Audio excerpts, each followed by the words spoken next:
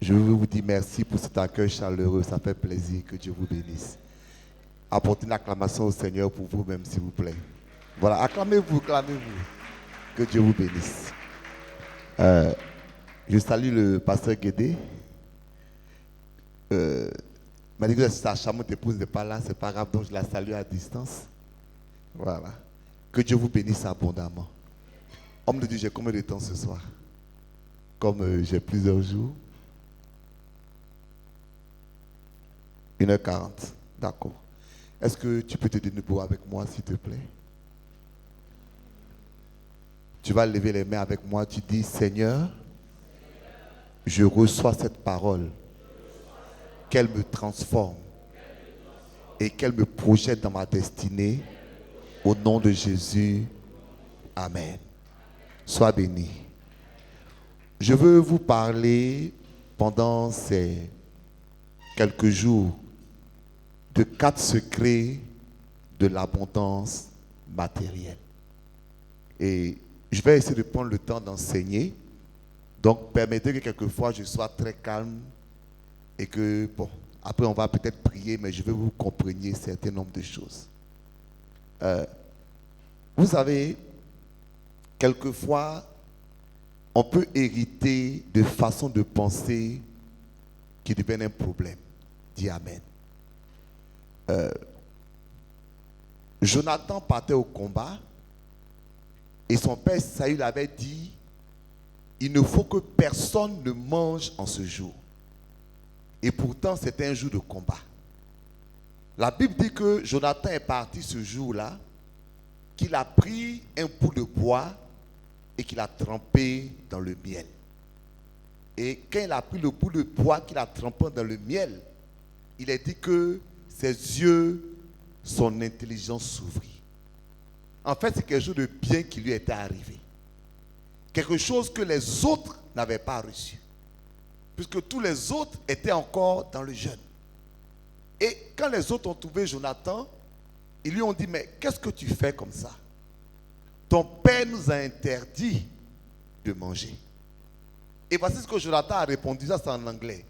Il dit, my father has troubled the land. C'est-à-dire, mon père a mélangé le pays. Quelquefois, nos pères ont mélangé le pays. Dis Amen. Je suis un grand prédicateur de la filiation. Donc, je ne suis pas en train de critiquer les pères, mais je dis simplement, il y a un certain nombre de mentalités que nous avons, dont nous avons hérité, dont il faut qu'on se débarrasse. Dis Amen. Parce que ces mentalités nous empêchent de comprendre ce que Dieu veut faire. Et un des éléments dont on a besoin de se débarrasser, c'est notre mentalité sur la pauvreté et sur l'abondance. Dis Amen. Donc, avant de parler des 4 secrets de la bénédiction financière, mais de l'abondance, j'aimerais parler de l'importance de l'abondance dans la vie du croyant. Je dis souvent, notre problème, c'est que nous avons développé une mentalité de pauvreté. Et tel homme n'en pense, tel il est. Et la mentalité de pauvreté a eu pour conséquence que l'Église est derrière sur le plan financier. Écoutez, Dieu rencontre un homme qui s'appelle Abraham. Qui connaît le nom de Dieu ici? Ce n'est pas une colle, hein? Qui connaît le nom de Dieu ici? Non, vous connaissez pas le nom de Dieu que nous lui avons donné, mais le nom de Dieu que lui-même s'est donné. Qui connaît? Bon, je suis en français, on dit Yahweh en hébreu. Donc Dieu s'appelle Yahweh. Mais il ne s'est pas arrêté là.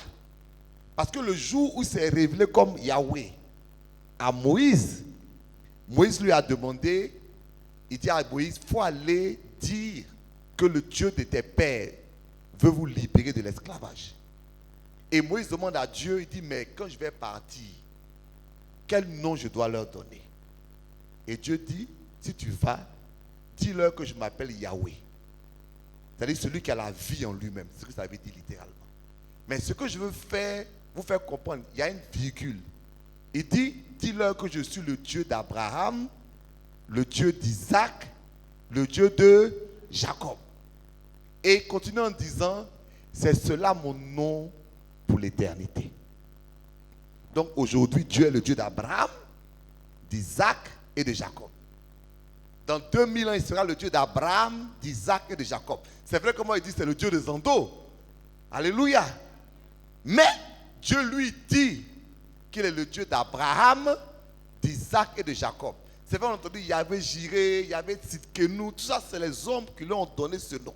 Mais Dieu lui-même là, il s'est identifié à 3 personnes. Abraham, Isaac et Jacob.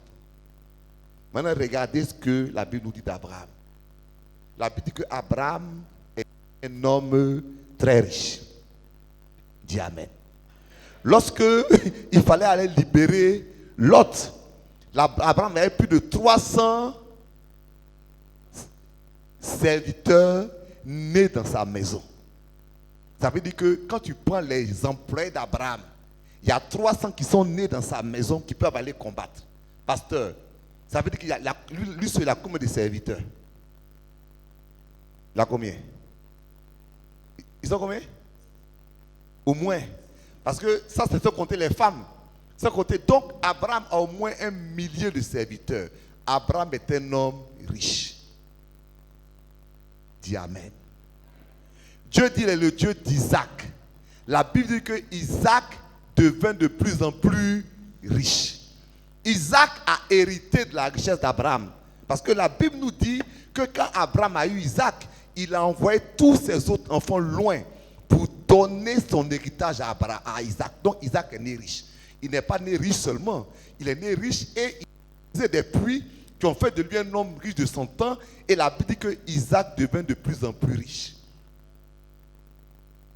Et Jacob qui a continué, commencé sa vie comme un vagabond. On dit Jacob était fort riche. Donc Dieu ne s'est pas identifié à des pauvres. Est-ce que je parle à quelqu'un? Mais Dieu s'est identifié à des riches. Maintenant, expliquez-moi comment se fait-il que l'Église considère que la pauvreté est un signe de spiritualité. Dieu lui-même, il dit, je suis le Dieu du boss Abraham. Je suis le Dieu du boss Isaac. Je suis le Dieu du boss Jacob. Et toi, tu dis que non, il faut que je sois pauvre pour que je serve ce Dieu. Je vais vous dire quelque chose. Dieu fait une promesse. Est-ce qu'on est ensemble? C'est vrai, j'ai parlé d'abondance, mais je veux avant là déblayer quelque chose. Dis à ton voisin, le pasteur veut t'expliquer quelque chose, pardon.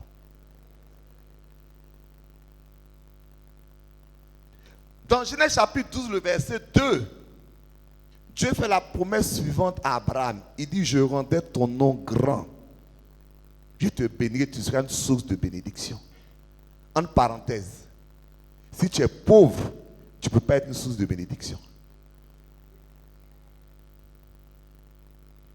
Parce qu'il y a des choses que tu veux faire que tu ne pourras pas faire. Il y a des gens que tu veux aider que tu ne pourras pas aider. Il y a des choses que tu veux réaliser. Au lieu d'être une source de bénédiction, tu deviens plutôt un objet de bénédiction. Est-ce que je peux poursuivre? Mais pasteur, c'est juste, mais ce n'est pas juste. Vous savez, les gens te bénissent. Tu es un objet pour recevoir la bénédiction. Mais tu n'es pas une source de bénédiction. Si Abraham se promenait partout pour demander l'argent, il peut pas être une source de bénédiction. Dis Amen. Dis Amen. Donc, Dieu dit à Abraham, tu seras une source de bénédiction. Et Dieu appelle Abraham, un jour il lui dit, regarde les étoiles du ciel. Ta descendance sera comme les étoiles du ciel. Et un autre jour il appelle Abraham, il dit, regarde le sable de la terre. Ta descendance sera comme le sable de la terre. Donc Dieu appelle Abraham à 2 descendances. Une descendance spirituelle, comme les étoiles du ciel, et une descendance naturelle, comme le sable de la terre. Le sable de la terre, la descendance naturelle d'Abraham, c'est les Juifs. Maintenant, les étoiles du ciel, la descendance spirituelle d'Abraham, c'est toi et moi, pasteur. C'est chacun d'entre nous. Et pour prouver ça, la Bible nous dit que nous avons tous reçu, Galates chapitre 3, verset 14, la bénédiction d'Abraham. Ça veut dire, homme de Dieu, que Dieu doit rendre mon nom grand, qu'il doit faire de moi une source de bénédiction, qu'il doit bénir ceux qui me bénissent et qu'il doit maudire ceux qui me maudissent. Tu es avec moi? Parce que la promesse que Dieu a faite à Abraham n'est pas une promesse de dire qu'il va aller au ciel.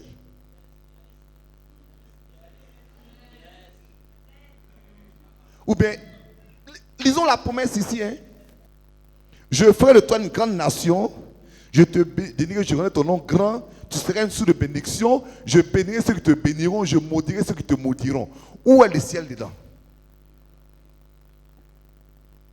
Nulle part. Nulle part. La promesse d'Abraham, c'est la promesse d'une élévation sur cette terre. Il faut m'écouter, s'il te plaît. Et c'est ce que les Juifs ont compris. Et eux, ils ont saisi leur part. C'est pourquoi on a calculé qu'en moyenne, aux États-Unis, les Juifs sont 6 fois plus riches que les chrétiens. Maintenant, écoutez-moi. 2 enfants qui ont le même papa. Il y a un qui est pauvre. Et puis il y a l'autre qui est riche. Pourquoi? Parce qu'il y a un qui a saisi la promesse. Et puis il y a l'autre qui a spiritualisé la promesse. Insultez-moi sur la terre. Moquez-vous de moi sur la terre. Ce n'est rien. Ce n'est rien, ma patrie est dans les cieux. J'irai là-bas. C'est ma nouvelle patrie. Mon frère, le problème là, c'est que tu n'es pas encore parti. Il y a longtemps que tu chantes ça. Tu fais quoi avec moi si c'était? Tu fais quoi avec moi si c'était? Que Dieu nous fasse hériter de la promesse d'Abraham. Que Dieu nous donne l'abondance financière. Que Dieu nous donne la grâce financière. Que nous comprenions que ça fait partie de la promesse de Dieu pour nos vies. Tout à l'heure, je lirai les 4 secrets. Mais regardez quelque chose, j'entends les gens dire, oui, mais ça c'est l'Ancien Testament. Mais quand Jésus est venu, j'ai un message que je prêche, j'appelle les 6 mensonges du diable sur la prospérité. Mensonge numéro 1, la pauvreté n'est pas spirituelle. Parce que c'est ce que le diable te fait croire. Regardez ce qui se passe dans notre milieu. Quand quelqu'un est pauvre, on ne pose pas de questions. Quand il est riche, on demande où il a eu son argent. Ou bien, donc ce faisant, on est en train d'élever la pauvreté comme un élément spirituel plus que la richesse. Les gens vous ont menti. Je disais aux gens, les disciples n'étaient pas pauvres. Amen, amen. Je disais aux gens, tu as entendu que Marie-Madeleine était une prostituée. Tu as entendu ça, non? Où est-ce que c'est marqué dans la Bible? Ce n'est pas marqué dans le Nouveau Testament. La Bible dit Marie de Magdala, dont Jésus avait chassé plusieurs démons et qui soutenait le Seigneur avec son argent. Est-ce que tu me comprends bien? Non seulement elle n'était pas une prostituée, mais c'est une femme qui avait de l'argent avec lequel elle soutenait le Seigneur. On t'a raconté, on dit Jésus était pauvre. Pourtant quand Jésus est mort à la croix, ils n'ont pas voulu déchirer son habit. Pourquoi? Parce que l'habit était tellement de qualité qu'ils ont eu peur de le déchirer. Ils ont préféré le tirer au sort. Toi, tu vois Jésus qui met un tapette partout. Ça, là, il faut enlever ça de ta tête. Parce que, évidemment, si tu vois Jésus en tapette, quand on dit tu veux être comme Jésus, toi aussi tu veux être en tapette. Que le Seigneur nous aide à changer de mentalité. Un jour, est-ce qu'on est ensemble? Je peux parler? Je vous ai dit que je vais essayer de prendre mon temps. On va aller au fur et à mesure, là où Dieu veut nous amener. Je prophétise qu'après ce programme, tout esprit de pauvreté va quitter ton âme au nom de Jésus. Je suis en colère contre la pauvreté. Je prophétise que la limitation va quitter ton âme au nom de Jésus. Je prophétise que Dieu va mettre quelque chose en toi qui va t'amener à un niveau supérieur au nom de Jésus. Écoute-moi. Voilà ce qui se passe. Hein?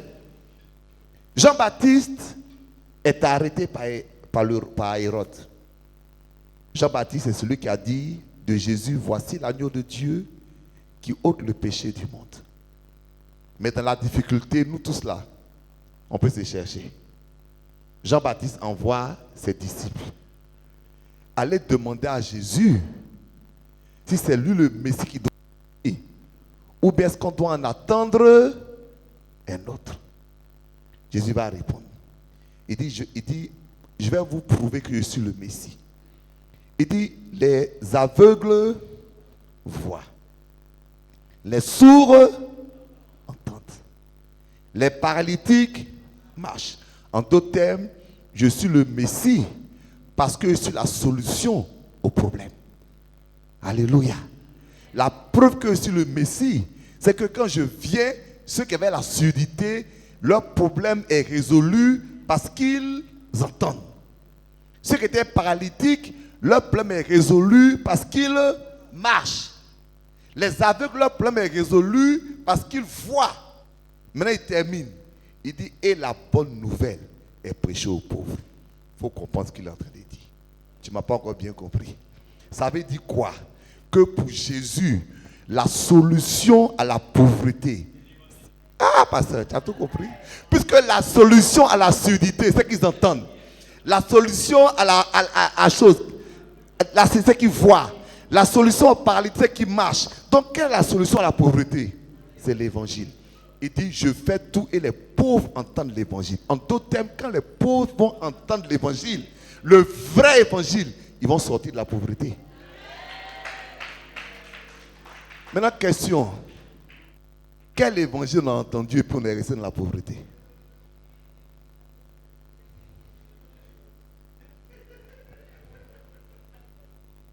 Quel évangile on a entendu? On dit, vous connaissez la grâce qui était dans notre Seigneur Jésus.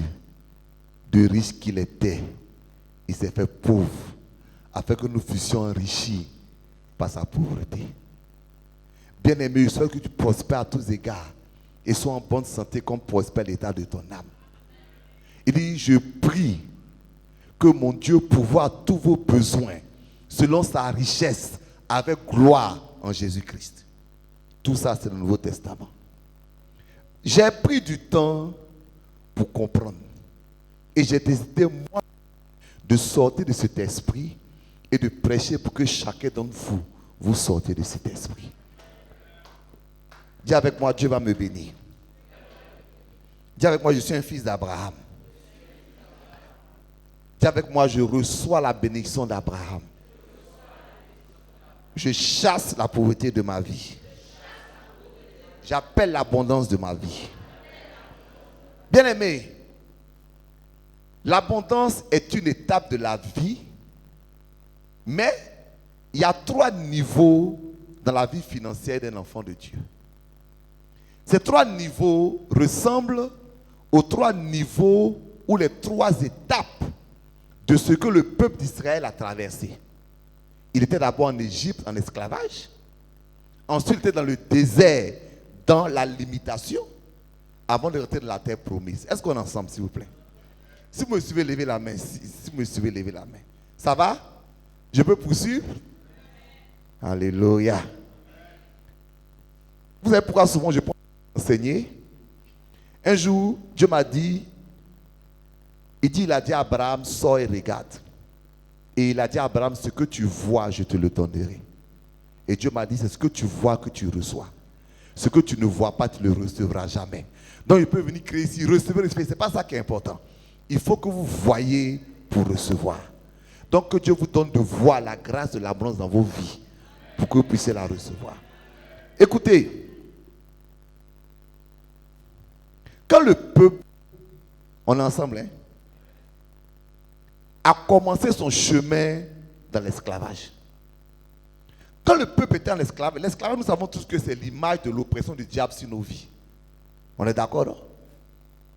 Donc, le diable opprimait le peuple. Et Dieu voulait libérer le peuple.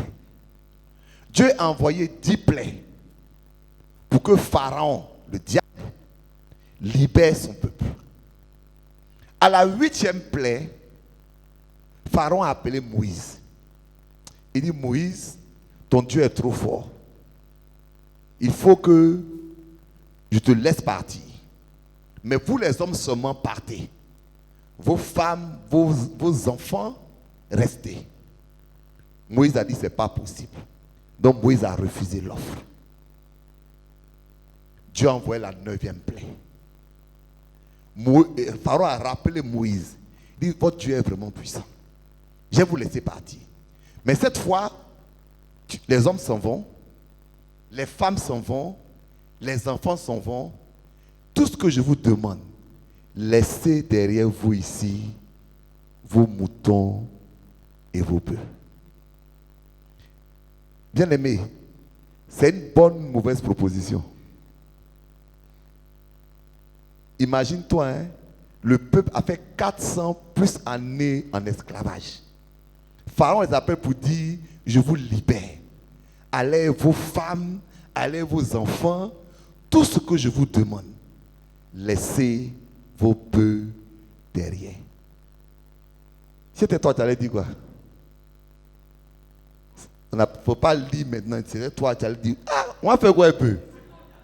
Ça fait 400 on est en esclavage. 400 en esclavage. Le gars nous libère, on peut avoir peu après. Mais Moïse a la chose suivante. Il dit, si on laisse nos bœufs et nos moutons ici, avec quoi on va l'adorer Dieu? Et il dit à Pharaon, il dit non seulement on va prendre nos bœufs et nos moutons, mais en plus toi-même tu vas nous donner de quoi l'adorer Dieu. Mais le point que je veux d'abord, le premier point, c'est que si tu laisses tes bœufs et tes moutons, ton adoration est attaquée. Je répète, si tu laisses tes bœufs et tes moutons derrière, ton adoration est attaquée. Ce que je vais t'expliquer, c'est que si tu considères que les finances ne sont pas importantes, en vérité, ton adoration est attaquée.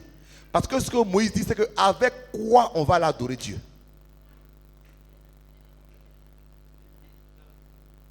De répéter encore? Ah! Mais le mot adorer, c'est pas ce qu'on croit. Le mot adorer, c'est pas chanter. Le mot adorer, c'est servir Dieu de sa totalité. Donc si tu chantes tous les jours que tu ne peux jamais donner à Dieu, tu ne l'adores pas.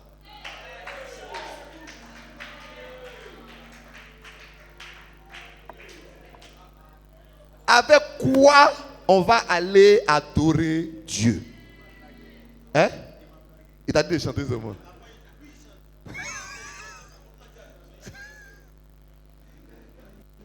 Ça, c'est un autre point. Hein? Donc, on fait adoration, chanter, prier, tout ça. Adoration, c'est une totalité. Mais ce que je vais vous faire remarquer, suivez-moi. Donc, quand Moïse a dit ça, cette nuit-là, Dieu a tué tous les premiers-nés d'Égypte. Question. À cause de quoi Dieu a tué tous les premiers-nés d'Égypte? C'est à cause de l'argent? Non, ou bien c'est pas ça. Parce que sans l'argent, Pharaon les avait libérés. La seule chose qui n'est pas libérée, c'est l'argent. Et comme Pharaon n'a pas libéré l'argent, Dieu a frappé tous les premiers d'Égypte. Premièrement. Peut-être un jour, il n'y a pas le temps, hein, on s'amuse avec l'argent. Dieu s'amuse pas avec l'argent. Ah bon? Nous, on s'amuse avec Dieu, s'amuse pas avec l'argent. Quand Dieu a frappé les gens là, c'est à cause de l'argent. Anna et Saphira, ce n'est pas impudicité, c'est l'argent qui l'a frappé. Pharaon, c'est à cause de l'argent qu'il a frappé. Nous, on croit que l'argent n'est pas spirituel. Mais en fait, l'argent est fortement spirituel. Je vais peut-être y venir dans notre programme. Mais ce que je veux te faire remarquer, c'est que la dernière chose que Pharaon était prêt à libérer, c'était l'argent. Il était prêt à libérer les hommes pour aller adorer. Il était prêt à libérer les femmes et les enfants. Ça veut dire quoi? Que Satan peut libérer ta prière, tout ça. Il peut libérer ta famille. Mais ce qu'il ne veut pas libérer, c'est l'argent. Pourquoi, attendez, pourquoi est-ce qu'il ne veut pas libérer ton argent? Parce qu'il sait que sans argent, tu ne peux pas adorer Dieu. C'est-à-dire, tu peux penser que tu peux l'adorer, mais en fait, tu ne peux pas adorer Dieu. Et il sait que s'il a attrapé ton argent, toutes les choses derrière que tu dis que tu ne vas pas faire, tu vas les faire. Les gens me regardent bizarrement.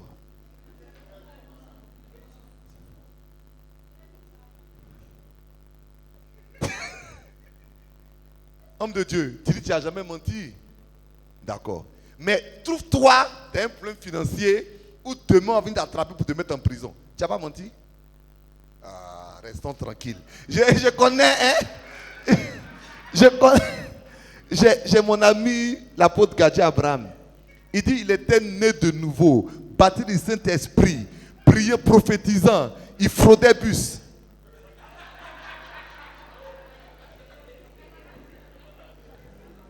Il dit, lui qui te dit que la pauvreté est bien là, c'est qu'il n'a jamais connu la pauvreté.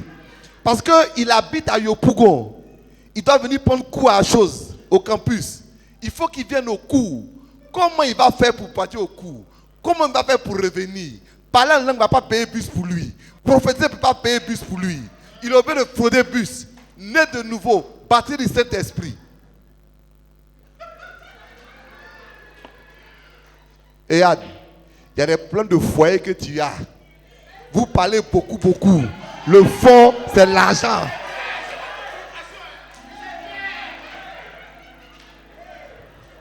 Sans l'argent, la femme là, son cœur va faire zoué. Tu n'as rien et puis tu parles. Tu n'as rien, c'est toi qui as inspiré la nuit. Tu n'as rien.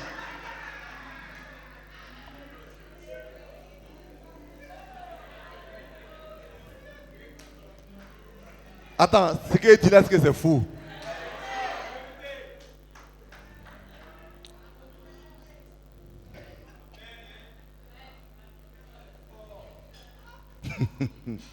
Est-ce que ça va ce soir? Que Dieu nous fasse sortir de l'esclavage, de la pauvreté au nom puissant de Jésus de Nazareth. Le diable nous a trop menti. Il nous a spiritualisés alors qu'on est sur cette terre. Il nous a empêchés de faire ce que Moïse a dit. Comment on va te servir Dieu si on laisse nos bœufs et nos moutons? Donc nous tous là, on a laissé nos bœufs et nos moutons. Pourquoi? Parce qu'on nous a dit que ce n'est pas important. Ou bien ce n'est pas ça. On nous a dit que c'est charnel. On nous a dit que ce n'est pas grave. Mais Moïse dit que tant que moi je n'ai pas ça, je ne bouge pas d'Égypte. Et il dit à Pharaon, de toute façon, restons tranquilles. Non seulement je prends mes bœufs, mais toi-même là, regarde-moi. Non, tu vas me donner. Pas donne-moi. Parce que Dieu, en fait, quand nous quittons l'esclavage, il ne veut pas que nous devenions plus pauvres, mais que nous devenions plus riches. Parce qu'au-delà de ce que nous avons, il y a un transfert qui doit se faire. Il y a un transfert qui doit quitter l'autre côté pour venir chez nous. Mais on regarde que c'est le contraire. Regardez, bien aimés. La Bible dit, vous connaîtrez la vérité vous affranchira. Donc aucune vérité n'a franchi. Il ne faut pas me frapper. C'est la vérité que tu connais qui a franchi. Est-ce que je peux répéter? La vérité n'affranchit pas. La vérité que tu connais a franchi. Donc quelque chose peut être vrai. Ça peut être là. Mais si tu ne l'as pas connu, ça ne va jamais t'affranchir. C'est-à-dire, il peut avoir une bénédiction, mais tu ne la connais pas.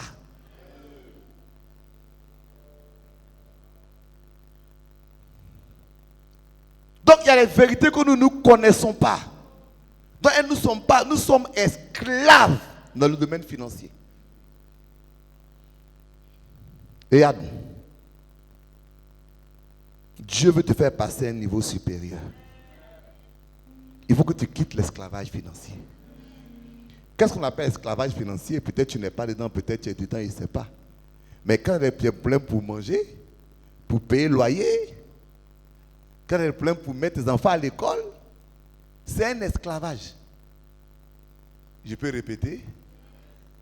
Je veux répéter? Je dis, quand il y a des problèmes pour manger, pour payer le loyer, pour mettre tes enfants à l'école, c'est un esclavage. Et il n'y a rien de spirituel dedans.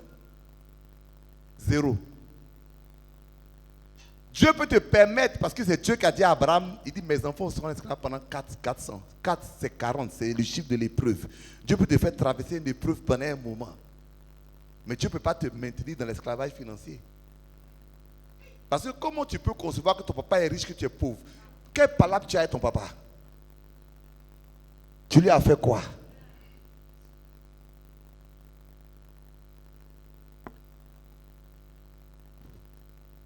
Mais quand nous sortons de l'esclavage, nous n'entrons pas directement dans l'abondance. Parce que malheureusement, beaucoup de chrétiens sont bloqués au second niveau. Le second niveau s'appelle la limitation. Oui, regarde quelque chose. Quand le peuple était dans le désert, le peuple mangeait une nourriture qui s'appelle la manne. Amen. Souvent, c'est pourquoi spiritualiser les choses, ça nous empêche de comprendre la pensée de Dieu. Donc, le peuple mangeait la manne. La manne sortait chaque matin. Amen. Et puis, le lendemain, ça sortait. Ça les rassasiait.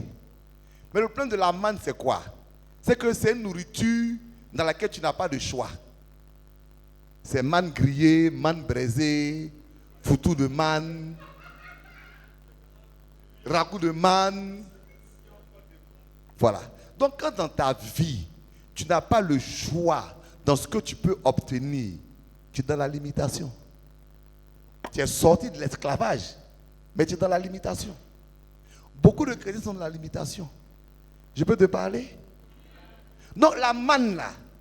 Deuxièmement, la manne suffisait pour la journée. Il n'y avait pas de manne pour demain.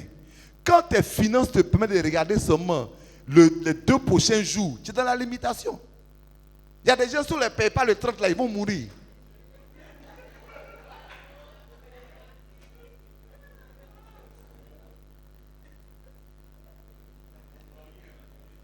Vous m'aimez toujours, hein? Ce que dit là, c'est vrai, mais c'est faux. C'est-à-dire, si on s'amuse à mettre 2 jours, ils sont cuits. Vous savez comment je connais ça? Les Ivoiriens, ils font rang le 30 devant les distributeurs. Les banques aussi, ils ont compris leur topo. Le 30, tous les distributeurs sont en panne. Parce qu'ils vous connaissent. Si vous laissez là, vous avez fini ça en 2 jours. Oui, la limitation est une limitation quand tu n'as pas le choix de ce que tu possèdes. Dis Amen. Tu possèdes, tu ne peux pas te regarder plus loin que quelques jours. Amen. C'est la limitation. Vous savez, la manne était un repas glorieux. Mais la manne était un repas temporel. Parce que Dieu a prévu le peuple d'Israël pour 2 ans seulement, au maximum, dans le désert. Mais ils ont fait 40 ans. Est-ce que tu me comprends? C'est-à-dire, quand tu sors de l'esclavage, il se peut que tu sois dans la limitation. Mais ce n'est pas le but de Dieu pour toi. Et ne confonds pas limitation et abondance. Parce que le jour où le peuple a mis son pied dans la terre promise, le pays où coule le lait et le miel, la miel s'est arrêtée. Pourquoi? Parce qu'on n'a plus besoin de nous qui tombe chaque matin. Parce qu'il y a le pays où coule le lait et le miel. Regarde, si tu pries tous les jours pour manger, si tu jeûnes pour payer le loyer, si tu jeûnes pour tes enfants, tu es dans la limitation.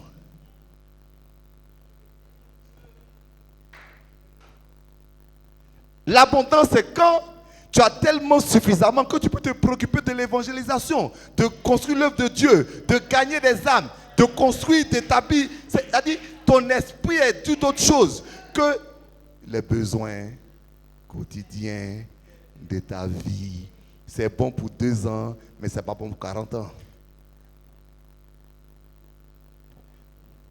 Il y a même des gens dans le peuple qui n'ont jamais vu la terre promise. Ils sont morts dans le désert. Il y a des chrétiens qui ne vont jamais connaître l'abondance.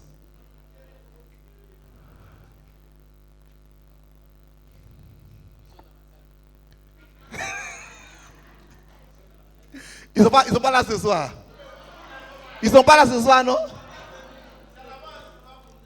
Voilà, ils ne sont pas venus. Homme de Dieu, tu sais, lorsque Moïse a fait l'arche, qui était une boîte, sur la boîte, il y avait un couvercle en or qu'ils appelaient le propitiatoire. Ce couvercle-là, on mettait de l'agneau dessus. En fait, ce couvercle était une fermeture de la boîte. La boîte ne devait jamais être ouverte.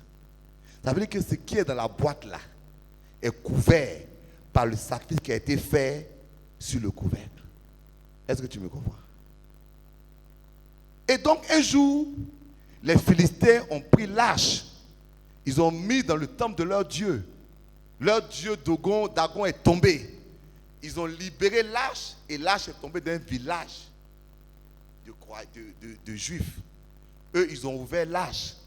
Quand ils ont ouvert l'arche, Dieu les a tous frappés. Pourquoi? Parce que ce qui est dans l'arche là, c'est fermé, c'est scellé, c'est accompli. Mais il y avait quoi dans l'arche? Il y avait les tables de la loi, il y avait le bâton d'Aaron, il y avait la manne. Homme de Dieu, voici les 3 limitations de l'Église. Quand l'Église se met dans ses limitations, elle n'accomplit pas le dessein de Dieu. Parce que la première limitation, c'est la loi. Si on ne veut pas vivre sous la grâce, mais qu'on pense qu'on va gérer l'Église par des règles, on n'est plus dans le plan de Dieu. La deuxième limitation, c'est le bâton d'Aaron, c'est la religion. Si au lieu d'apprendre aux gens à se connecter à Dieu, on leur fait croire que Dieu, il est telle technique, et on fait toute une cérémonielle sur ce Dieu qui se révèle de manière simple. On limite l'Église. Mais le plus grand piège, c'est celui qu'on ne connaît pas. Parce que même la manne aussi était dans la boîte. Il ne faut pas ouvrir la boîte. C'est-à-dire que si on fait croire aux chrétiens que Dieu est le Dieu de la suffisance, on limite l'Église. Or, on a fait croire aux chrétiens que Dieu est le Dieu de la suffisance, non pas le Dieu de l'abondance. C'est quoi la différence? Je dis Dieu est le Dieu de l'abondance. Il n'est pas le Dieu de la suffisance. Dis Amen. Ce n'est pas spirituel de dire moi je mange par la foi. Si tu manges par la foi, c'est qu'il y a un problème. Dieu n'a jamais voulu que tu manges par la foi.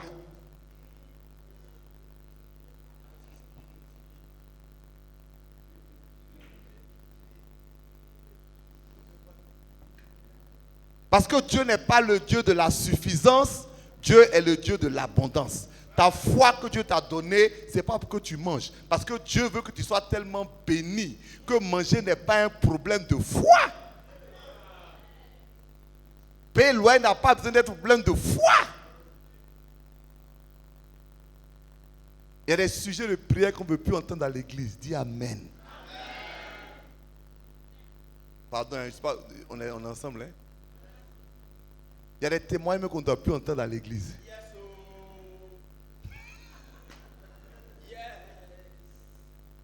Vraiment, je n'avais pas de transport.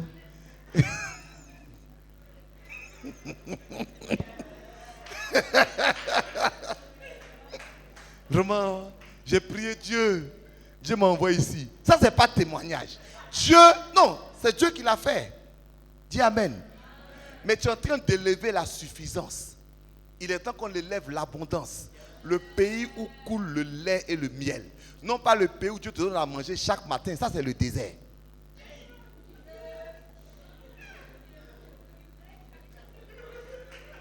Attends, c'est ça, mais c'est pas ça.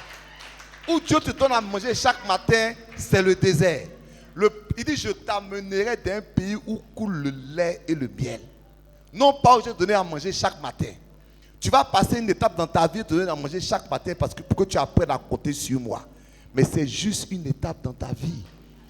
On se peut dire que ça fait 40 ans que tu es là-bas. Et peut-être même il y en a qui ne vont jamais quitter là-bas. Bien aimé, j'aimerais te dire quelque chose. Il n'y a pas de problème. Même si tu ne connais pas l'abondance, tu vas aller au ciel.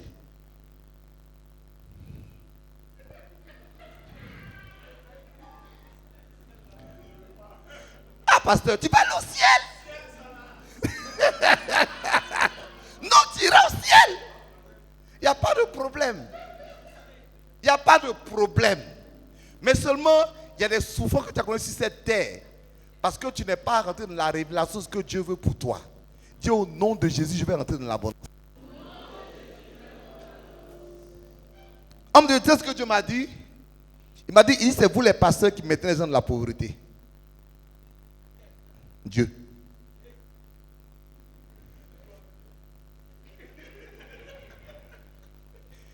Et je vais te le prouver bibliquement.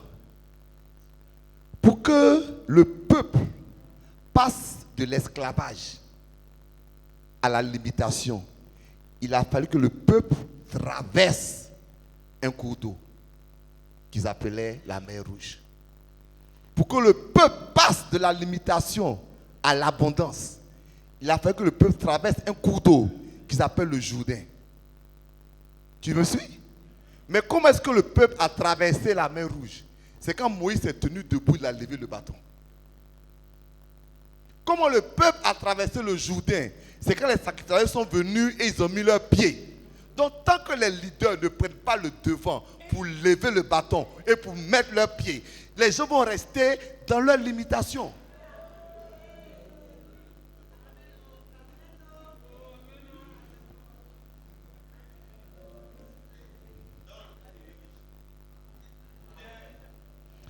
On n'a qu'à prêcher l'évangile qui libère. Ça, c'est un. On n'a qu'à arrêter de faire quoi aux chrétiens qu'être pauvre, c'est une bonne chose. On n'a qu'à arrêter d'avoir peur de cet évangile qui va permettre aux gens d'entrer dans une nouvelle dimension. Et oui, pasteur, tu peux devenir riche. Et oui, pasteur, il faut que tu deviennes riche.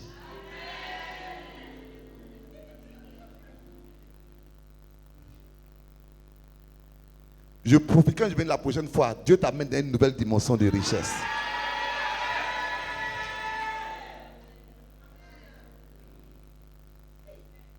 Les chrétiens vous disent Amen. C'est bon. Je peux parler, non? Oui, Amen. C'est vous qui êtes vos pasteurs pauvres.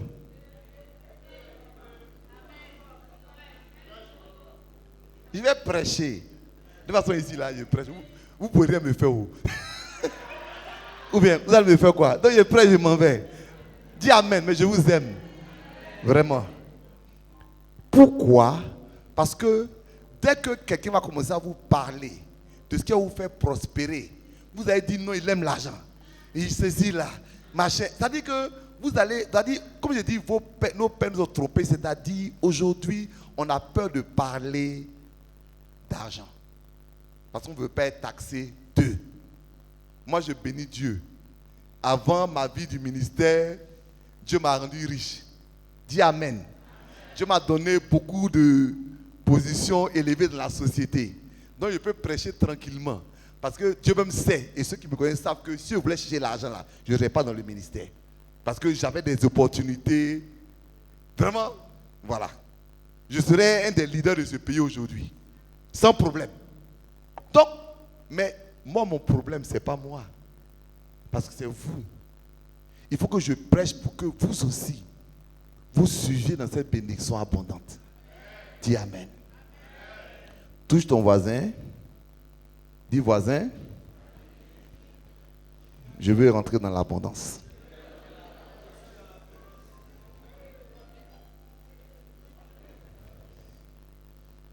Dis voisin, je veux sortir de la limitation. Dis voisin, je veux sortir de la pauvreté. Dis-lui, je veux rentrer dans le pays où coule le lait et le miel. Dis Amen.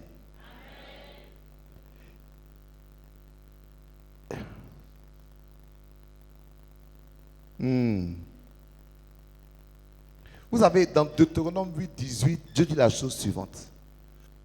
Toi de l'Éternel, car c'est lui qui te donnera la force pour créer des richesses. Quelqu'un a qu'à lire ça pour moi, parce que Deutéronome 8, 18, et puis après je vais attaquer l'abondance. Il est quel homme de Dieu? J'ai le temps encore ou bien je peux parler? Il est que... Deutéronome 8, 18, il faut lire. Oui. Bon, on dit acquérir des richesses, hein, donc allons-y. Souviens-toi parce que c'est lui qui te donnera la force pour acquérir des richesses. On est d'accord? Maintenant, c'est la deuxième partie qui m'intéresse. Afin de confirmer, comme il le fait aujourd'hui, son alliance qu'il a jurée à tes pères. Est-ce que vous comprenez le français? On dit Dieu doit te donner la force d'acquérir des richesses, virgule, afin. Vous êtes plus fort que moi, frère, aidez-moi. Afin, là, ça veut dire quoi? De sorte à. En d'autres termes, c'est l'acquisition de richesses est une confirmation de l'alliance que Dieu a avec toi. Donc, bien-aimé, quand Dieu te bénit matériellement, c'est une confirmation que Dieu est avec toi. Arrêtons de voir ça comme un problème spirituel, comme les œuvres de la chair, et retenons tout ce que Dieu veut nous rendre abondant. D'accord. Si tu as retenu ça, on va attaquer. Quelqu'un me lit maintenant Deutéronome 28, 11 à 12. Deutéronome 28, 11 à 12. J'ai pas de montre, donc je ne sais pas où je suis. Combien? Il me reste 55 minutes, donc j'ai le temps. Deutéronome 28, 11 à 12. L'Éternel te comblera de bien. Dis avec moi, l'Éternel me comblera de bien. Au lieu de dire tu là, prends si tu as ta Bible, prends Deutéronome 28, 11 à 12 et puis tu vas lire avec moi, s'il te plaît. Lis avec moi, hein, sur ton téléphone, sur ton ordinateur, et puis on remarque que tu la faut mettre mieux. Moi, je vous donne, c'est un de mes secrets. Hein. Moi, je prends les promesses de Dieu, je me les attribue, je proclame ça dans ma vie. Donc, ce n'est pas l'Éternel te comblera, c'est l'Éternel me comblera de bien. Dis Amen. Donc, tu vas dire avec moi. L'Éternel, on y va. Et on se tient debout, puis on lit ça ensemble. On lit ça ensemble. Tu lèves le te, tu mets me à la fin. Tous les trucs, tu mets ton... Donc, on y va. L'Éternel me comblera de bien. En multipliant le fruit de mes entrailles. Le fruit de mes troupeaux. De mon sol. Dans le pays dans lequel l'Éternel a juré à mes pères de me donner.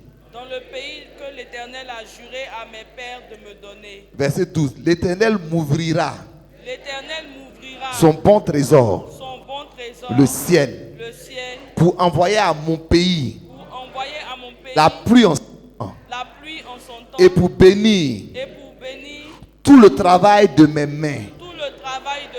Je prêterai à beaucoup de nations et je n'en prêterai point. Seigneur, bénis ta parole. Amen. Parenthèse. Parenthèse. Dans l'abondance là, tu ne dois plus jamais prendre crédit.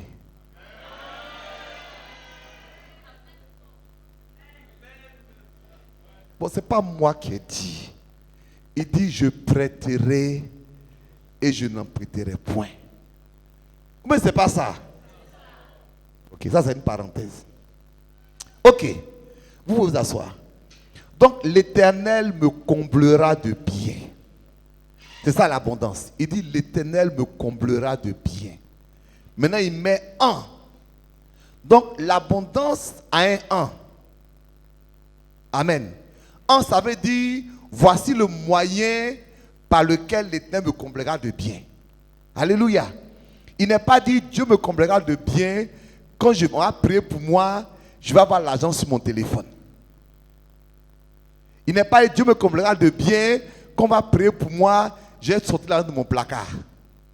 Il n'est pas dit Dieu me comblera de bien. Quelqu'un va m'appeler pour me donner des millions. Ça, Dieu peut faire de manière ponctuelle. Mais ce n'est pas le mécanisme que Dieu veut faire pour te combler de bien. Il a donné, il dit, en bénissant le fruit de tes entrailles. Alléluia. Dis avec moi projet. Il dit, en bénissant ton troupeau. Dis avec moi patrimoine. Il dit, en bénissant ton sol. Dis avec moi pays. Et il dit, en faisant tomber la pluie. Dis avec moi pluie. Donc voici les 4 ans de Dieu. Quand Dieu veut te bénir, il y a le projet, il y a le patrimoine, il y a le pays, il y a la pluie. On y va.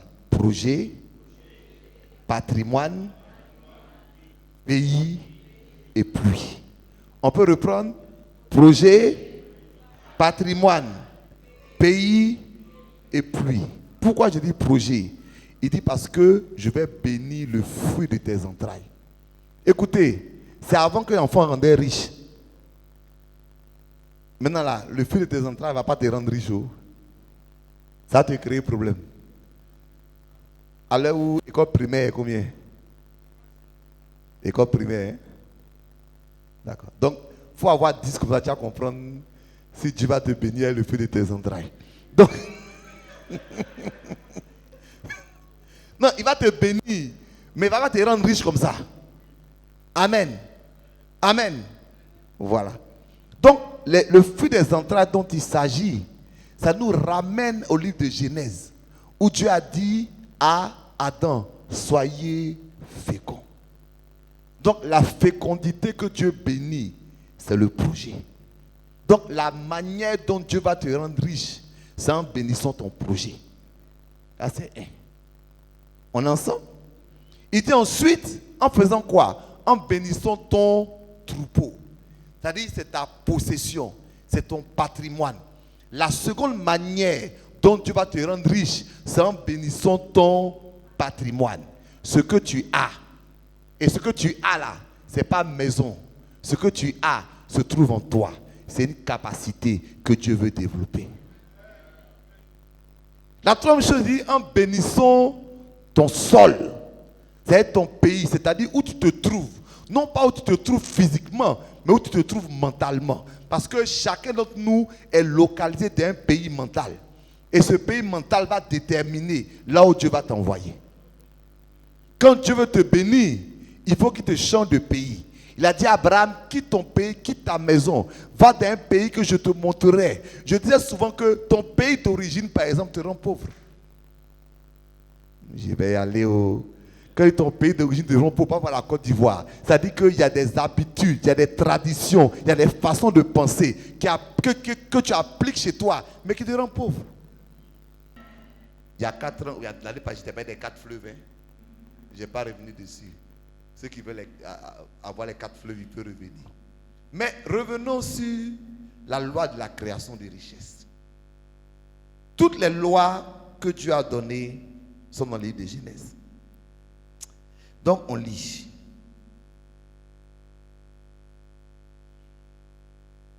Alléluia. Dieu les bénit et leur dit, soyez féconds. Dis avec moi, soyez féconds. Multipliez. Remplissez la terre, assujettissez-la et dominez.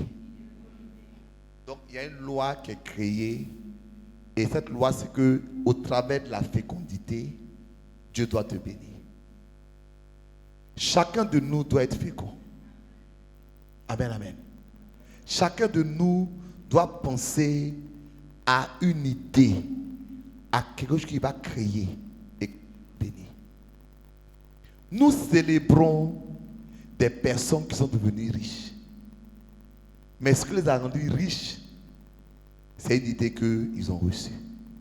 Mais toi, tu es un enfant de Dieu.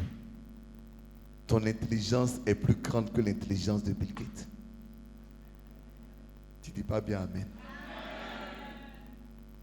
Oui, parce que tu es un enfant de Dieu. Ce qui nous met en prison, c'est que nous ne sommes pas des créateurs de richesses. Donc, dis P comme projet. Touche ton moyen, il faut être fécond. Fécond, ça veut dire quoi? Être capable. Oui, mon fils, vas-y. Pouvoir créer. Amen. Mais pourquoi est-ce qu'on ne crée pas? Parce qu'on est limité. Merci. Pourquoi est-ce qu'on ne crée pas? Mon fils dit parce qu'on est limité. Moi, je ne suis pas d'accord, mais je prends. Pourquoi on ne crée pas? Hein? On a peur. Pourquoi on ne crée pas? On a quoi? L'audace. Voilà. Vous avez dit toujours que la peur va te maintenir dans l'étape précédente de ta vie. Je m'explique. Quand Dieu a ouvert la mer Rouge, il n'a pas ouvert simplement. À gauche, il y avait l'eau. À droite, il y avait l'eau. Donc tu marches au milieu, tu vois les poissons, tu vois les requins. Donc tu peux avoir peur. Qu'est-ce qui prouve que l'eau ne va pas tomber sur toi? Et Dieu dit marchez au milieu. Quand ils sont arrivés devant le Jourdain, on dit le Jourdain était en crue. Et il a dit au sacrificateur, il dit mettez vos pieds dans le Jourdain. Donc ça veut dire que l'eau était agitée. Mais ils ont dû mettre leurs pieds. La peur est l'élément qui nous bloque et qui nous empêche d'être créatifs. Dis Amen. Et à moi bien. Si tu n'as jamais échoué, tu ne vas jamais réussir. Alléluia. L'échec dont on a peur n'est qu'un cheminement vers la réussite.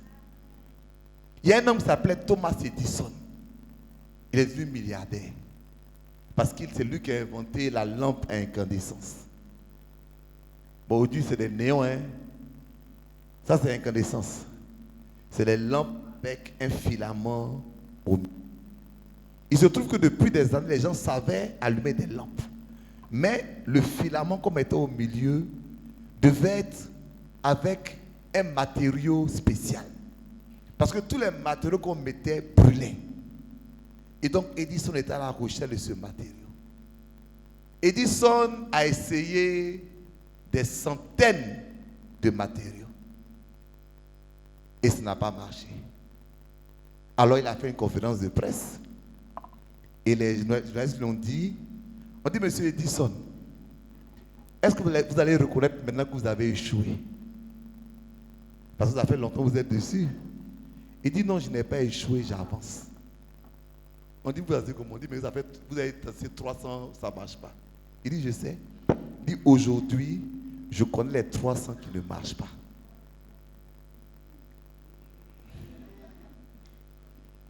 Dis Amen. Ce que tout le monde a pris pour un échec est devenu pour Edison un succès. S'il te plaît, ne regarde pas tes circonstances comme des géants qui t'empêchent d'avancer. Et là, je vais te parler. Regarde quelque chose. Hein. Je t'ai dit que le peuple fait 40 ans dans la limitation. Mais qu'est-ce qui l'a empêché d'entrer? Qu'est-ce qui l'a empêché d'entrer? C'est quoi? C'est la peur. Ils ont envoyé des espions. Ils sont venus dire que le pays là, vraiment, il y a le lait et le miel. Mais on a vu les géants. Nous étions à leurs yeux, ça passe. Mais aux nôtres, comme des sauterelles. Dis Amen. Que Dieu fasse de toi un créateur. Tout le monde, que Dieu fasse de toi un créateur. J'ai dit que Dieu fasse de toi un créateur.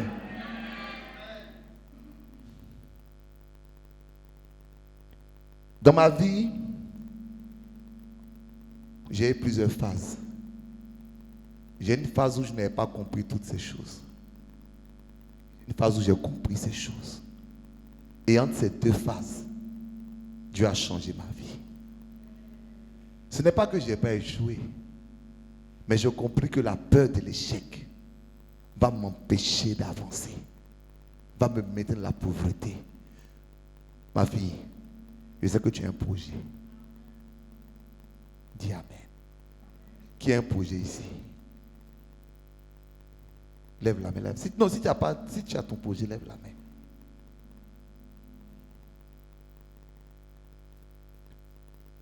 Il faut que, avant la fin de ce programme, écoutez-moi ce qu'on va faire. Tu vas écrire ton projet. Je n'ai pas d'écrire tout. Tu vas écrire ton projet sur une feuille de papier. Et quand on va venir, on termine quand? Je veux que tu viennes dimanche, le mettre ici. Et je vais appeler la pluie sur ton projet. J'ai appelé la grâce de Dieu sur ton projet. Pour que tu sortes de la pauvreté, de la limitation, que tu sois un créateur de richesses dans le nom de Jésus. Sois fécond. Sois fécond. Multiplie. Je ne sais pas si j'ai le temps ou bien je n'ai pas le temps. Je n'ai pas la montrer. C'est bon?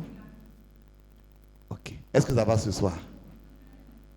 Tiens-toi debout avec moi.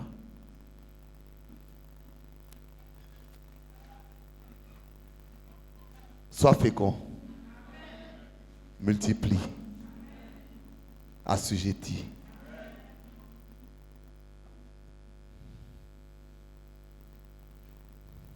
Domine. Il y a 5 étapes dans ta création de projet. La première étape que tu demandes à Dieu et pour laquelle je veux que tu envoies un papier, que Dieu te donne une idée. Quand tu vas aller dormir, quand tu vas prier, tu dis Seigneur, éclaire mon esprit. Dis Seigneur, donne-moi une idée. S'il te plaît, n'aie pas peur de te tromper. Dis Amen. N'aie pas peur d'échouer. N'aie pas peur que les gens se moquent de toi. N'aie pas peur. Même si tu penses que le projet n'a pas réussi dans le temps, mais c'est qu'il est en toi. Il faut que Dieu te donne la force de créer des richesses. Si Dieu ne te donne pas ça, il ne peut pas te bénir. Il dit ensuite, multiplier. Donc, la deuxième phase, quand Dieu t'a donné un projet, il faut toujours commencer le projet par un mécanisme de test et de miniature. Dis Amen. Dieu n'a pas dit commence par multiplier. Il dit d'abord aie le projet et ensuite multiplie-le. Ce qui fait que nous échouons, c'est que souvent, quand on parle de projet, nous avons une folie des grandeurs. Amen. On n'a pas encore testé ça sur une petite échelle. Et on dit déjà ça à une grande échelle. Mais je te dis quelque chose que Dieu m'a dit un jour. Dieu ne te permettra jamais d'accoucher un enfant ou encore de porter un enfant que tu ne peux accoucher. Je peux répéter ma phrase. Dieu ne peut pas te permettre de porter un enfant que tu ne peux pousser. Je peux me reprendre. C'est-à-dire, c'est comme une femme qui est enceinte d'un bébé, mais elle ne peut pas, le bébé est trop gros pour que le bébé... Est-ce qu'on se comprend? C'est-à-dire, ce bébé dont elle est enceinte là, elle ne pourra jamais accoucher du bébé et le bébé va le tuer. Donc des fois, quand tu veux faire quelque chose et que déjà on dit faire pour dire non Seigneur, beaucoup de chrétiens n'ont pas de projet. Vous savez pourquoi? Parce que quand tu leur demandes, moi j'ai travaillé dans le domaine, j'ai travaillé dans le domaine séculier, dans la gestion de projets. Quand tu es chrétien, il n'y a pas un qui dit non, je veux 10 000, je veux 15 000, je veux 20 millions. Mon ami, personne ne va te donner 20 millions. Amen, amen. Personne ne va te donner 20 millions. Si tu ne veux pas 500 000, pourquoi je te donne 20 millions? Donc c'est un projet que tu as développé, que tu as testé, que tu as couvert, que tu dois multiplier. Car si l'état déjà multiplié, on n'a pas de multiplier. Quand Dieu dit de multiplier, ça veut dire que, alléluia, il n'y a aucun enfant qui naît et puis chose 42.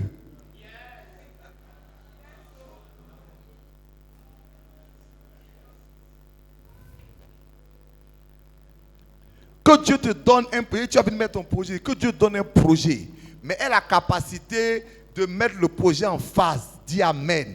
Que le projet a une phase 1 et il y a eu la phase de multiplication. Est-ce que je parle à quelqu'un? Regarde-moi bien. L'argent ne doit pas te bloquer.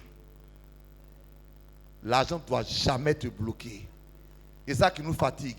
On dit fais un projet, j'ai besoin de 20 millions, de 30 millions, de 50 millions. Mon ami, tu n'as même pas encore 500 000, tu demandes 50 millions. Apprends à gérer pour les 500 000 d'abord. Parce que quand tu vas valider ça, alors tu pourras le multiplier. Je parle à quelqu'un? Donc, premièrement, sois fécond. Pense à un projet. Je veux même te conseiller d'écrire ton projet. Parce que la Bible dit, écris la vision, fais-la connaître. Amen. Amen, amen, amen. Je dis, une des choses que j'ai constatées quand je parle aux gens de projet, quand j'étais dans le monde séculier, on dit, tu veux faire quoi? Dis, c'est pas ce que je veux faire, dis-moi. Si toi, tu ne sais pas ce que tu veux faire, moi, je vais te dire ça pourquoi. Il faut que ce que tu veux faire soit clair dans ta tête. Il faut que ce soit tellement, il faut que tu puisses l'écrire. Il faut que si tu te touches comme ça, dis, ma soeur, tu veux faire quoi? Que dans les prochaines 3 minutes, tu puisses m'expliquer ton projet clairement. Je peux continuer? Ça veut dire que toi-même, là, tu dois faire un travail mental sur toi-même. Si tu n'es pas clair dans ton propre esprit, comment est-ce que tu peux être clair dans la présentation? Il faut que tu sois clair, merci, dans ton propre esprit. Il n'y a pas de problème. Ça ne nous dérange pas de rester debout un moment, non? Je veux parler? Donc, j'ai dit ton projet, tu notes. Il faut que tu aies un projet. Amen. Que tu le crées dans ton esprit. Et que tu l'écrives de sorte à ce que le projet soit clair dans ton esprit. Tellement clair que tu peux l'expliquer à qui que ce soit en 2 minutes. En 2 minutes. Mais c'est-à-dire, si tu prends 10 heures pour expliquer ton projet n'est pas prêt. Deuxièmement, il faut que tu le commences puisque la Bible dit soyez fécond. C'est après être fécond qu'on multiplie. On ne commence pas par multiplier. Donc, tu n'as pas dit non, moi je veux prendre 3 Abidjan. Non, il faut d'abord prendre un petit coin. Et puis après tu multiplies. On multiplie quoi? On multiplie un modèle qu'on a validé. Et amen. On multiplie un modèle qu'on a testé. On multiplie un modèle qu'on a pris à intervalles simples, d'un cadre plus simple. C'est là où on le multiplie. Vous avez, bon, vous connaissez peut-être pas ici, toutes les chaînes, les McDonald's, c'est ça le principe. Ils font un truc d'un espace limité. Quand ils ont bien maîtrisé, ils le multiplient. Que Dieu te donne, 1, d'élaborer ton projet. 2, de le multiplier. Ensuite, Dieu dit de faire quoi? Il faut lire Genèse. Soyez féconds. Faire quoi? On dit de faire quoi? Bon, asseyez-vous, vous êtes fatigué, asseyez-vous. Asseyez-vous. Comme vous notez, je vous laisse. Parce que je voulais prier, mais je vais enseigner encore un peu. Donc, soyez féconds. On est d'accord? Multiplier. Troisièmement, de faire quoi? Assujettir. C'est quoi assujettir? C'est rendre quelque chose son sujet. Donc, rendre quelque chose son sujet, c'est maîtriser et dominer quelque chose. Dis Amen. C'est pas tous des principes qui nous font échouer. Parce que ce que tu ne maîtrises pas, ce que tu n'as pas appris à assujettir, tu peux pas, ça ne peut pas t'amener à la domination. Je m'explique. Je veux dire par là que chaque fois que tu penses à un projet et que tu commences d'un petit modèle pour le multiplier, il faut que tout ce qui concerne le projet, tu puisses le maîtriser. Dis Amen. Est-ce que je me fais comprendre? Je suis tout choqué quand il fait un projet. On dit non, moi je veux vendre, je sais pas, je veux faire, je sais pas, je veux vendre voiture. On dit tu as déjà conduit voiture. Non, j'ai jamais conduit voiture, mais tu veux vendre voiture. Quelque chose que tu n'as pas maîtrisé. C'est ça ton projet. C'est pour ça que quelquefois, avant d'aller devant un projet, il faut des fois faire le sacrifice d'aller à l'école de ce projet. Dis Amen. Des fois, il faut faire le sacrifice de s'asseoir là comme un étudiant Parce que ce que tu n'assujettis pas, tu ne peux pas le développer. Donc, assujetti. Quand je vais te demander ton projet, que tu m'as envoyé ici d'un modèle, que tu veux le multiplier, est-ce que c'est un projet que tu as assujetti? Je répète, est-ce que c'est un projet que tu as assujetti? Malheureusement, je suis avec les chrétiens. Ce n'est pas des projets qu'ils ont assujettis. Tout à l'heure, demain, je vais vous parler du patrimoine. C'est-à-dire de la compétence et comment elle va te booster dans la vie. J'avais à cœur de me lancer dans la construction. Vous savez ce que j'ai fait? Moi, je crois à l'assujettissement. Je suis parti m'inscrire à l'école d'architecture. Je me suis assis là-bas et les enfants là. C'est les enfants. Mais moi, c'est ce que je cherche. Je veux assujettir.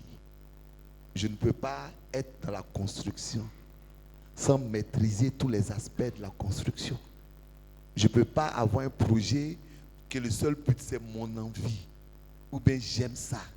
Il faut que lorsque je parle de bâtiment, je puisse parler de bâtiment de sorte que la personne dit tiens le contrat. Est-ce que je parle à quelqu'un? Donc ton projet que tu vas me donner, que tu vas mettre ici là, tu vas en faire un modèle et tu vas me dire comment tu comptes le multiplier. Mais tu ne me dis pas, est-ce ça dans ta tête? Dis Amen. Ensuite, comment tu comptes assujettir? Assujettir, c'est rendre quelque chose ton sujet. Ça veut dire que tu maîtrises, tu domines. C'est-à-dire, quand tu dis tu veux faire, je ne sais pas, donnez-moi un exemple. Quand tu dis tu veux faire élevage, c'est que tu connais toutes les formes de poulets. Tu connais comment ils grandissent. Tu ne vas pas aller maintenant expérimenter poulet parce que ton camarade a fait poulet. Assujetti. On est ensemble? Ensuite, on dit de faire quoi? On dit d'assujettir et on dit remplissez la terre. Remplir est tellement important. Il y a deux façons de remplir, mais j'ai me concentrer sur une seule façon. Regardez, toutes les personnes, tous les groupes qui ont percé ont rempli. Je m'explique. C'est-à-dire, ils ont pris un secteur d'activité et ils ont saturé le secteur. Les Mauritaniens ont pris les boutiques, ils ont saturé les boutiques. Parce qu'ils ont compris le principe. Tu ne peux réussir que si tu satures. Dis Amen. Donc, quelqu'un va me dire, mais moi, mon petit projet là, comment je peux faire pour saturer? Puisque je ne peux pas, moi seul, remplir un secteur. Mais en fait, tu le peux. C'est pour ça, ne prends jamais le projet de ton camarade. Prends un projet pour lequel tu as ce qu'on appelle un avantage compétitif. C'est toi seul. Tu représentes quelqu'un qui écrase la concurrence dans ton secteur. Parce que quelque chose qui est spécial que les autres n'ont pas. Et vous savez, beaucoup de chrétiens, pourquoi est-ce que nos projets ne réussissent pas? Parce que je vous dis, les gens vont partir voir et ils sont là, disent non, mon frère a fait ça, ma soeur a fait ça. Ce n'est pas ça le problème. C'est que qu'est-ce que tu as de spécifique qui va faire que dans le domaine où tu vas aller là, tu vas te rendre indispensable. Je ne sais pas si je me suis fait comprendre. Tout le monde est très calme, donc je ne sais pas si je me fais comprendre.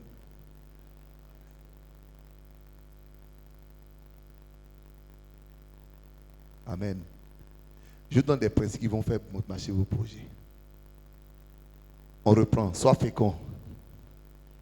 Dis à ton mari, sois fécond. Fais quoi? Une idée. Écris-la moi. Envoie-la moi ici. J'ai prié pour ça. On se donne rendez-vous dans un an. Il faut que tu sortes et que ce projet soit un succès. Au nom de Jésus. Dis Amen. Dis Amen. Dis Amen. C'est pas grave. Mais pour que ce soit un succès, il faut que tu t'enseignes. On est d'accord, non? Oui, mon fils, tu sais pourquoi? Il dit souvent, nous les chrétiens, nous sommes dans l'incantation. C'est ce qu'on appelle l'incantation.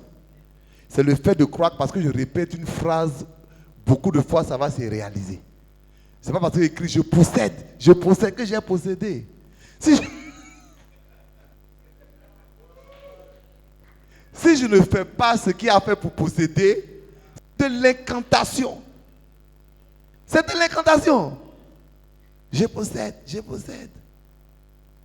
Ah, je ne dis pas le mot, mais ça ressemble à ça. Et c'est pour ça qu'on se promène partout, on tombe, on se relève. Mais nos vies ne changent pas. Dis avec moi que Dieu te donne la force de créer. Mes filles, on se comprend? Je veux un projet. Amen. Je veux que tu dises, Seigneur, rends-moi créatif. Donne-moi un projet. Deuxièmement, il ne faut pas m'envoyer un projet que tu ne peux pas développer à petite échelle. Parce que tu dois pouvoir le multiplier. Dis Amen. Voilà. Ne cherche pas un projet pour dire non, je veux faire mes nouveaux 50 millions. Non. Cherche un projet. Vous savez, la Bible dit la chose suivante. Il dit, je bénirai l'œuvre de tes mains. Ce que Dieu veut, c'est que ce qui est dans ta main là, il le bénisse. Deuxièmement, multiplie. Troisièmement, il faut que ton projet, tu puisses l'assujettir. C'est-à-dire que tu en maîtrises. Merci. Quatrièmement, il faut que ce projet-là, tu puisses être dans une position remplie. C'est-à-dire quoi? C'est-à-dire que c'est un domaine dans lequel, si tu veux, tu n'as pas de compétition. Amen. Pourquoi tu n'as pas de compétition? Parce que tu as un avantage que les autres n'ont pas. C'est pour ça, bien aimé, ce n'est pas la peine de vouloir vendre galette quand il y a 10 personnes qui vendent galette à côté de toi. Si tu dis que tu vas vendre galette, il faut que ta galette soit spéciale. Il faut qu'il y ait quelque chose qui fasse que ton projet soit particulier. Amen. Je n'entends pas, pasteur. Si ton projet n'est pas particulier, tu n'as pas rempli. Et si tu n'as pas rempli, tu ne vas pas réussir. C'est pas des règles de loi. Mais il y a ce qu'on fait. 10 femmes vont à locaux. Je suis là dans un papier, prie Seigneur, s'il te plaît, fais marcher mon alloco. Ça veut dire en temps, fais tomber les 10 allocaux. Fais tomber les 9 autres. Dieu ne marche pas comme ça. Dieu ne marche pas comme ça. Ce n'est pas une prière ça. Qu'est-ce que ton alloco a de spécial? Quelle innovation tu apportes pour que Dieu bénisse? C'est-à-dire, vous savez, Dieu envoie la pluie, mais il envoie la pluie sur le projet. Il n'envoie pas la pluie sur rien. Nous, on veut que Dieu envoie la pluie sur rien. Donc, sois fécond, multiplie, assujettis, remplis, domine. Que Dieu vous donne la domination. Je vous ai donné un exercice. Qu'est-ce que vous me devez faire pour moi? Pasteur, récapitule. C'est sur quoi j'ai prié le samedi, le dimanche. Je veux un projet. Amen. Donc quand tu vas... Qui veut entrer dans l'abondance?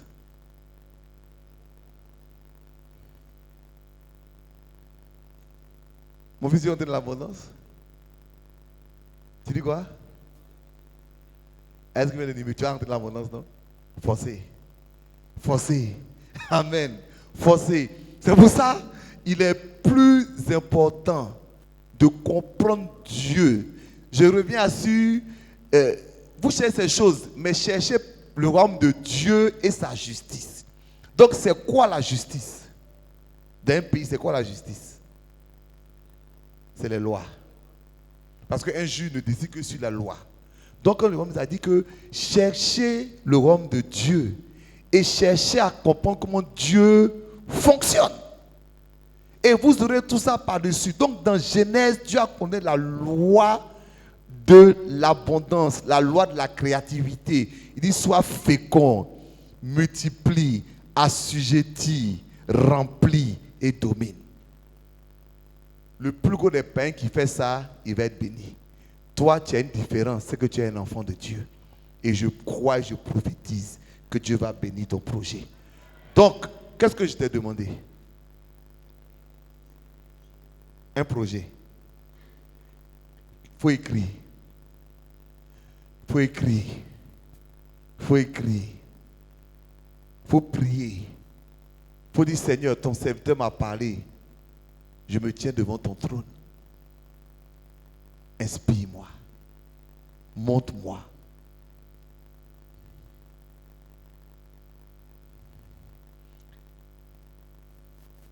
Que les gens, c'est-à-dire, ne prions plus pour dire, Seigneur, rends-moi riche. N'est pas un sujet de prière. Amen. Pasteur me regarde bizarrement. Rends-moi riche n'est pas un sujet de prière. On dit Dieu te comblera de richesse en. C'est le en là qui intéresse Dieu. Ce n'est pas le combat des riches. Parce que ce n'est pas dit Seigneur, rends-moi riche. Il dit en bénissant le fruit de tes entrailles. En fait, rends-moi riche, Dieu te demande quel projet tu m'envoies pour qu'il te rende riche. Hein? Quel projet tu m'envoies pour que tu te rends riche?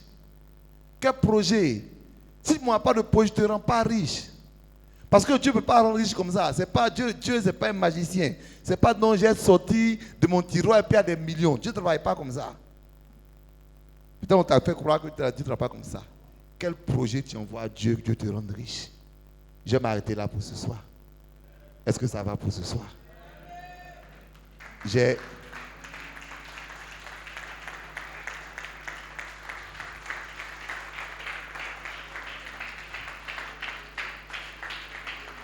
Merci.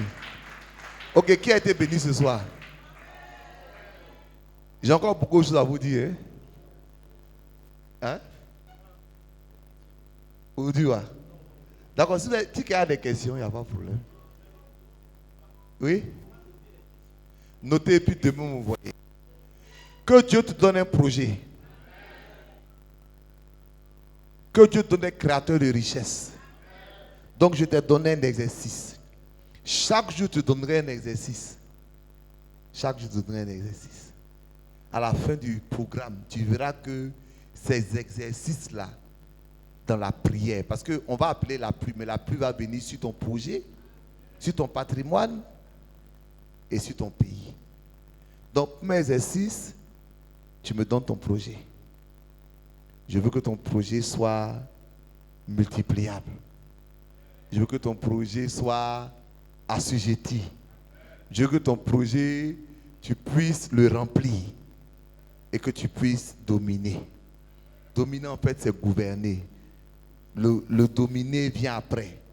Le dominer, c'est quand tu es en train de mettre le projet en exécution. Le mot dominer, en fait, ça veut dire gouverner. C'est un autre mot pour administrer. Une fois que tu as commencé à lancer le projet, alors il faut savoir le gérer. Donc, le mot dominer, en fait, le mot normalement qui est employé, c'est le mot gouverner. Donc, ce n'est pas dominer dans le sens de je suis chef. Quand Dieu dit domine, ça veut dire gouverne, administre, gère, organise. Donc, le niveau supérieur, quand tu as fait tout ça, c'est que tu dois rentrer dans la capacité de gérer le projet. Parce que tu peux commencer et ne pas bien terminer parce que tu n'as pas appris à dominer.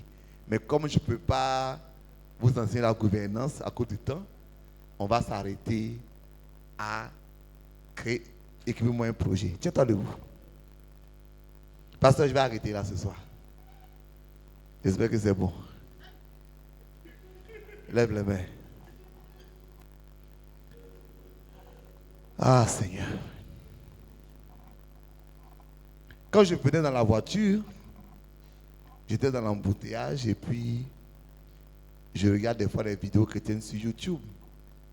Et puis je suis tombé sur le bishop Idaosa. C'est-à-dire, j'ai su que Dieu voulait quelque chose de spécial.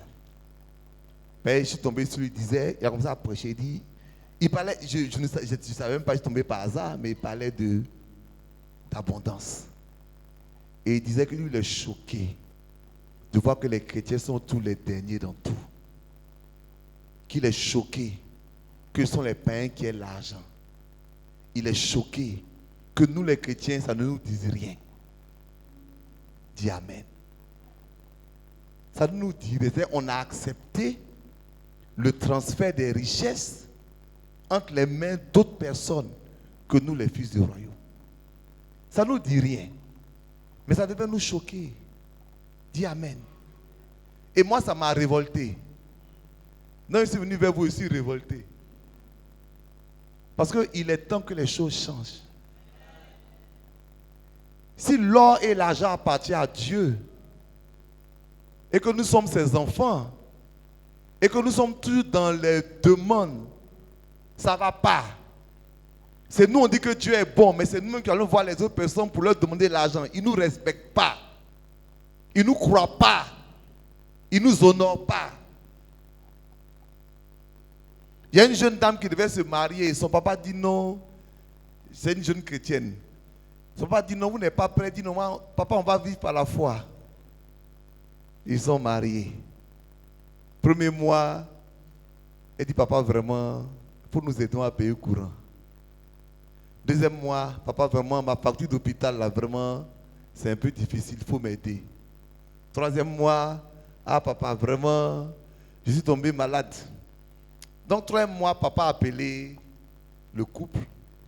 Il dit, ah, je viens de comprendre quelque chose. Quand tu m'avais dit, ma fille, que tu vas vivre par la foi, en fait, ta foi, là, c'était moi. J'ai bien compris que ta vie par la foi, c'est ta vie par moi. Mais il faut que ça cesse. Il faut que Dieu nous donne une voie. On dit, tu prêteras, tu n'en prêteras pas. Je maudis toute dette au nom de Jésus. Je brise la pauvreté au nom de Jésus. Que Dieu nous donne de rentrer dans la grâce de l'abondance.